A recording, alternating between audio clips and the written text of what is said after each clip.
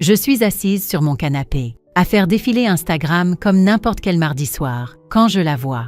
La dernière publication de ma sœur, Jennifer, pour Noël. Il y a maman et papa, souriant près du sapin. Il y a mon grand frère, Michel, avec sa femme Sarah, et leurs 2 enfants qui ouvrent des cadeaux.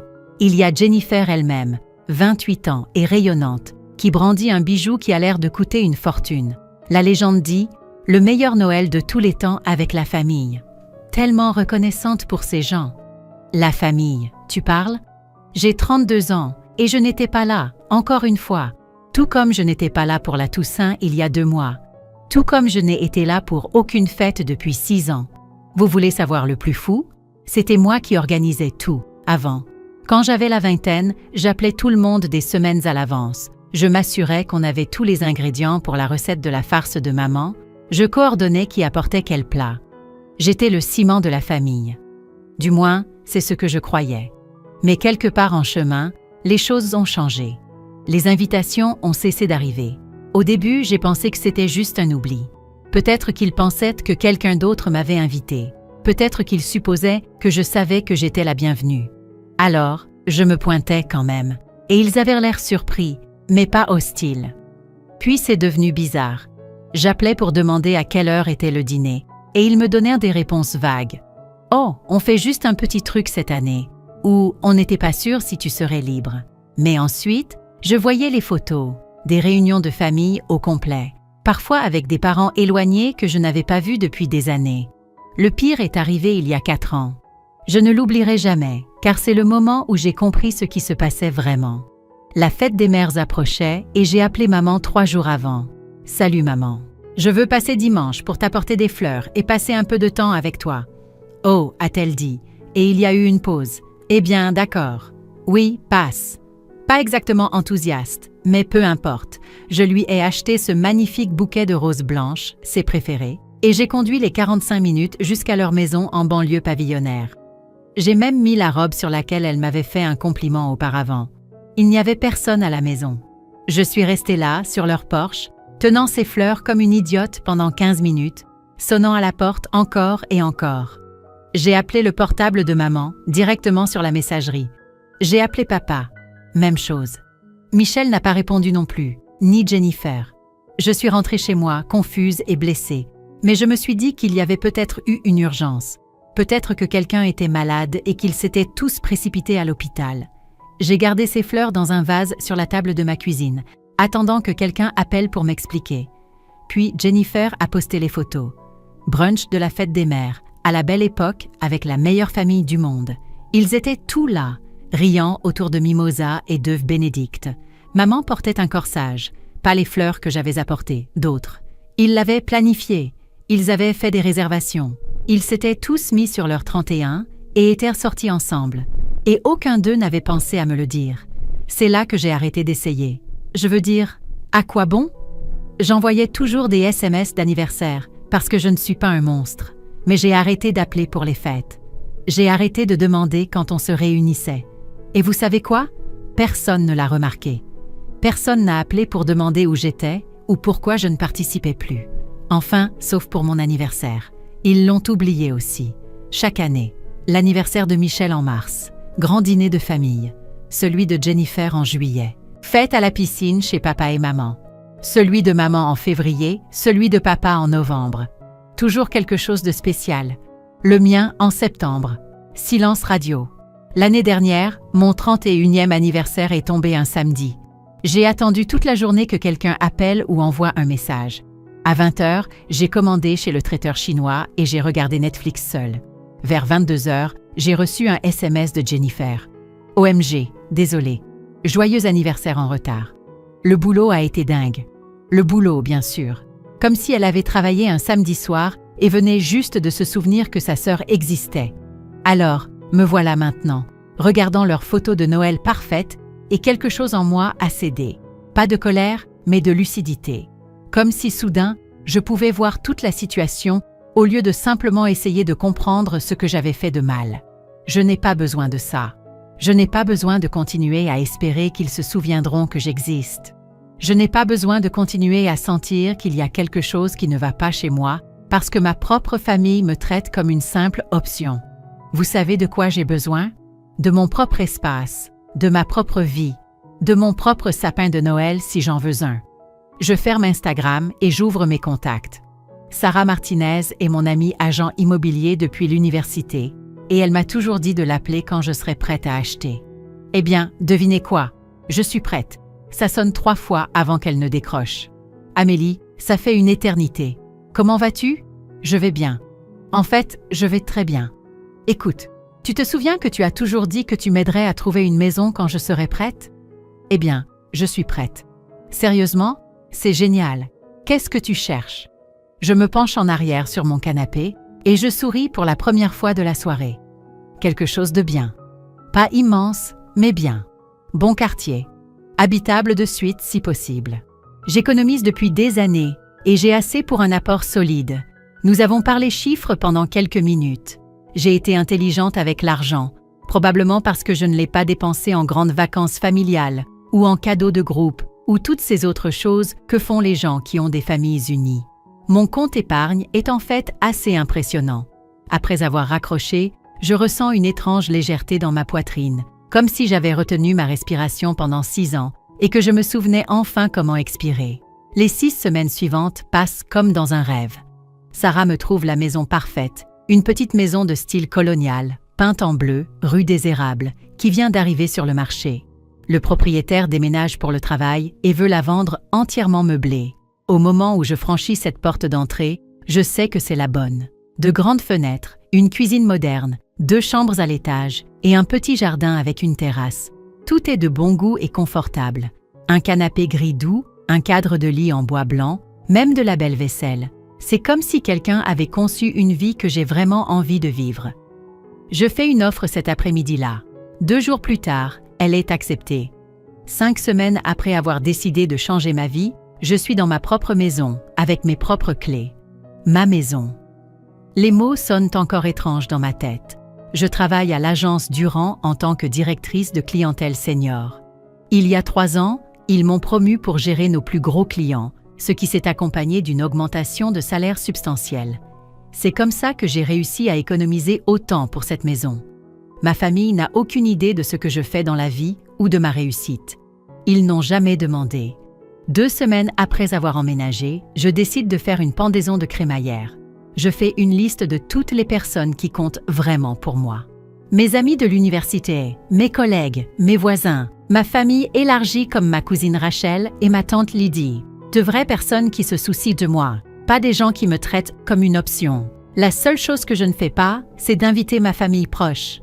Maman, papa, Michel, Jennifer, aucun d'eux ne reçoit d'appel ou de SMS. Pour la première fois de ma vie d'adulte, j'organise une fête et ils ne sont pas automatiquement inclus. Le samedi arrive et ma petite maison se remplit de gens qui parlent et rient. L'oncle Thomas apporte sa fameuse salade de pommes de terre. Jessica arrive avec du champagne. Ma voisine Patricia m'invite à rejoindre son club de lecture. Vers 16h, tante Lydie me prend à part. « Ma chérie, c'est une très belle fête, dit-elle. Mais où sont ta mère, ton père, Michel et Jennifer ?» Je la regarde droit dans les yeux. Je ne les ai pas invités. Oh, il s'est passé quelque chose? Oui, depuis 6 ans, ils ne m'ont invité à aucune fête de famille. Alors j'ai décidé de ne pas les inviter non plus. Le visage de tante Lydie change complètement. Amélie, tu es sérieuse? Je n'avais aucune idée qu'ils ne t'incluaient pas. C'est pourtant le cas. C'est comme ça. Je sais que tante Lydie est la pipelette de la famille, dans le bon sens du terme. D'ici demain, la moitié de ma famille élargie saura exactement pourquoi je n'ai pas invité mes parents et mes frères et sœurs. La fête dure jusqu'à 20h. Quand le dernier invité part, je m'assois sur mon canapé dans ma maison silencieuse, me sentant en paix. 3 jours plus tard, mon téléphone se met à sonner. Le nom de maman apparaît sur l'écran. Je laisse tomber sur la messagerie. Puis papa appelle, puis Michel, puis Jennifer. Je ne réponds à aucun d'eux. Les SMS commencent à arriver ensuite. Maman, comment oses-tu nous embarrasser comme ça devant tout le monde? Michel, mais qu'est-ce qui ne va pas chez toi? Maintenant, toute notre famille pense qu'on ne t'aime pas. Jennifer, tout le monde nous demande pourquoi on te traite différemment. C'est tellement humiliant. Je ris aux éclats en lisant ces messages. Ils ne sont pas contrariés de m'avoir blessé. Ils sont contrariés de s'être fait prendre. Je ne réponds à aucun d'eux. Quelques jours de plus passent. C'est samedi matin, et je bois un café sur ma terrasse quand on frappe fort à ma porte d'entrée. Je regarde par le Judas, et mon cœur se serre. Ils sont tous les 4 sur mon paillasson. Maman, papa, Michel et Jennifer. J'ouvre la porte lentement. « De quoi avez-vous besoin ?» Maman ne répond même pas. Elle me bouscule pour entrer dans ma maison comme si elle était chez elle. Les autres la suivent. « Qu'est-ce que vous croyez faire ?» Je demande. Mais ils se dispersent déjà. Michel et Jennifer commencent immédiatement à se promener, inspectant tout. Michel passe sa main sur mon plan de travail de cuisine. Jennifer jette un œil dans mon salon comme si elle faisait l'inventaire. « Joli coin », dit Jennifer, mais pas comme un compliment. Pendant ce temps, maman se met à crier. « Comment as-tu pu nous faire cette honte, Amélie? As-tu la moindre idée de ce que tu as fait ?» Lydie n'arrête pas de m'appeler. Toute notre famille nous demande pourquoi nous traitons nos enfants différemment. Ils demandent pourquoi nous avons fait de toi une paria. Papa hoche vigoureusement la tête. « Tu dois rappeler tout le monde et leur dire que tu plaisantais. Dis-leur que nous sommes une famille unie et que tu as juste fait ta comédie. » Je les dévisage. « Pourquoi ne m'avez-vous pas invité aux fêtes de famille depuis 6 ans ?» La pièce devient silencieuse. La bouche de maman s'ouvre et se ferme comme un poisson. Papa regarde le sol. Eh bien, maman commence à marmonner quelque chose d'incohérent. « Vous ne me souhaitez même pas mon anniversaire, je dis. » Mes 2 parents rougissent. Michel et Jennifer reviennent de leur tour de la maison. Jennifer s'affale sur mon canapé comme si elle était chez elle. « Alors, comment tu t'es payé cet endroit ?» demande-t-elle. « C'est vraiment sympa. Ça a dû coûter une fortune. Si tu t'intéressais à ma vie, tu saurais que j'occupe un poste de direction dans mon entreprise depuis 3 ans. Je gagne bien ma vie. » Maman saute à nouveau dans la conversation. « Eh bien, tu ne nous as jamais parlé de ta promotion. Comment étions-nous censés le savoir si tu ne nous l'as pas dit ?» Je la regarde droit dans les yeux. « Quel est le nom de l'entreprise pour laquelle je travaille ?» Silence. Ils se regardent tous. Les yeux de maman se tournent vers papa. Papa regarde Michel. Michel regarde Jennifer. Jennifer examine ses ongles. Aucun d'eux ne sait où je travaille. Aucun d'eux n'a jamais demandé. Je me lève. Je ne vais rien nier à personne. Je ne vais pas prétendre que nous sommes une famille soudée alors que ce n'est pas le cas. Je marche jusqu'à la porte d'entrée et je l'ouvre en grand. Il est temps pour vous de partir. La mâchoire de maman tombe. Tu ne vas même pas nous offrir un thé? J'ai déjà fait plus pour vous que vous n'avez jamais fait pour moi, je dis. Au moins, je vous laisse partir avec dignité au lieu de vous laisser planter sur un paillasson avec des fleurs comme vous l'avez fait pour moi le jour de la fête des mères. Le visage de maman devient rouge vif. Elle ouvre la bouche pour dire quelque chose, puis la referme. Un par un, ils sortent de ma maison. Papa ne veut pas me regarder. Michel secoue la tête comme si c'était moi qui étais déraisonnable. Jennifer s'arrête à la porte. « Ce n'est pas fini, » dit-elle. « Si, c'est fini, je réponds et je lui claque la porte au nez.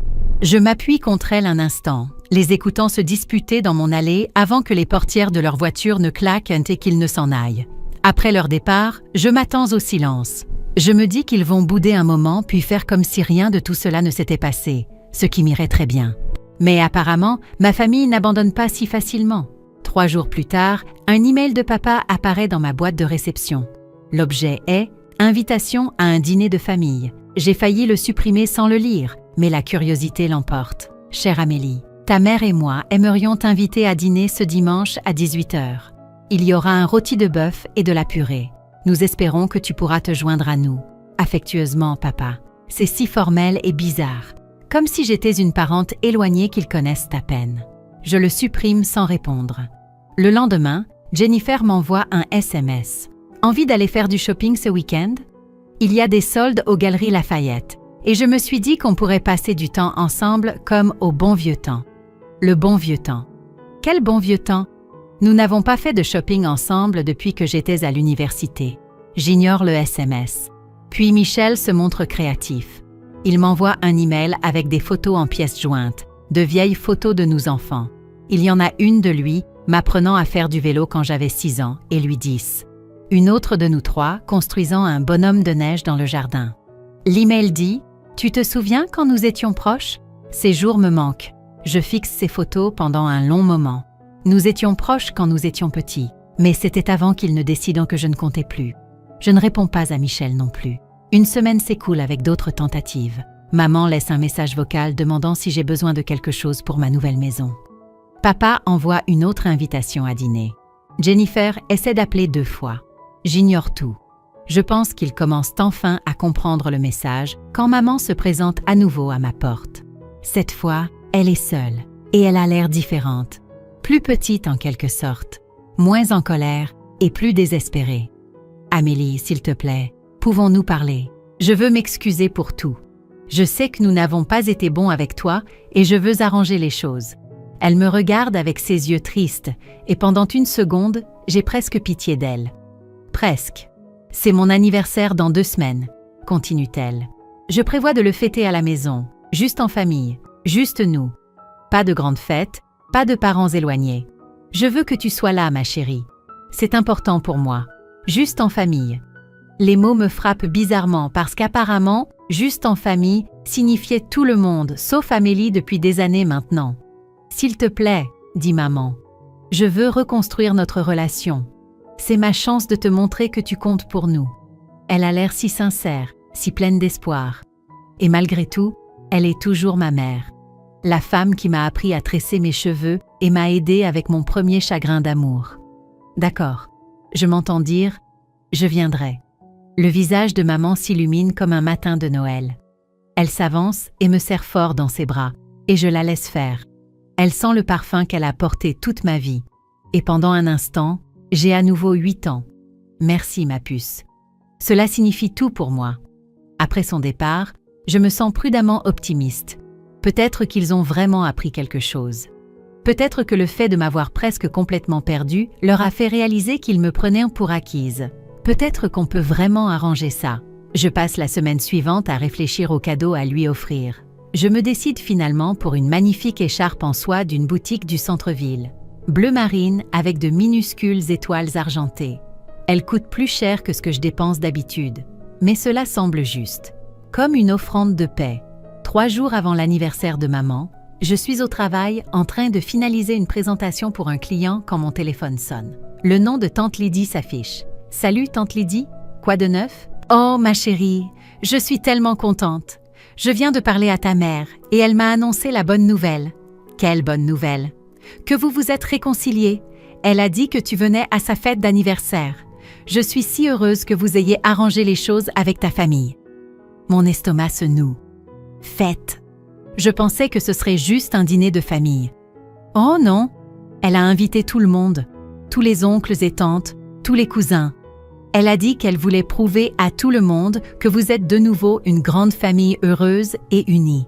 Elle a appelé des parents toute la semaine, leur disant à quel point elle était excitée que sa fille rentre à la maison. Je raccroche sans dire au revoir. Je reste assise dans ma voiture dans le parking pendant 20 minutes, tremblant de colère. Ils n'ont pas changé du tout. Ils ne veulent pas reconstruire notre relation. Ils veulent m'utiliser comme un accessoire. Ils veulent me parader devant nos parents pour que tout le monde arrête de poser des questions embarrassantes sur la raison pour laquelle ils m'ont exclue. Tout ça n'a jamais été une question de m'aimer ou de leur manquer. Il s'agissait de protéger leur réputation. Je vais au centre commercial et je rends le cadeau de maman. La vendeuse demande s'il y a un problème avec. Non, je dis, il est parfait. C'est juste qu'il est destiné à la mauvaise personne. Je n'appelle pas maman pour lui dire que je ne viendrai pas. Je n'envoie pas de SMS, d'email ou de pigeon voyageur. Si elle veut m'utiliser pour son petit spectacle, elle n'aura qu'à se demander où est sa vedette. Le dimanche arrive, l'anniversaire de maman. J'éteins mon téléphone à 17h et je me prépare un bon dîner. Poulet grillé, légumes rôtis, un verre de vin. Je mange sur ma terrasse et je regarde le coucher de soleil. À 18h30, je rallume mon téléphone. 15 appels manqués, 7 messages vocaux, des dizaines de SMS. Le premier message vocal est de maman à 18h05. « Ma chérie, où es-tu? Tout le monde est là à t'attendre. » Le deuxième est à 18h15. « Amélie, s'il te plaît, rappelle-moi. Les gens demandent où tu es. » À 18h45, c'est papa qui appelle. « Ta mère est très contrariée. Tu dois venir tout de suite. » Michel envoie un SMS à 19h. « C'est quoi ce bordel? Ramène-toi ici. » Maman pleure. Jennifer à 19h15. Tout le monde nous dévisage. C'est tellement embarrassant. Viens, c'est tout. À 19h30, mon téléphone sonne à nouveau. Tante Lydie. Je réponds cette fois. Salut Lydie. Amélie, où es-tu? Je suis à la fête de ta mère et tout le monde se demande où tu es. Ta mère n'arrête pas de regarder son téléphone et la porte. Mets le haut-parleur pour que tout le monde puisse m'entendre. Il y a quelques bruissements. Puis, la voix de Lydie semble lointaine. D'accord, tu es sur haut-parleur. Tout le monde écoute. Je prends une profonde inspiration. Salut tout le monde. Je veux que vous sachiez tous que lorsque ma mère m'a invitée à cette fête, elle m'a dit que ce serait juste la famille proche. Elle a dit que ce serait un petit dîner juste entre nous. Elle n'a pas mentionné qu'elle vous invitait tous. J'entends des murmures en arrière-plan.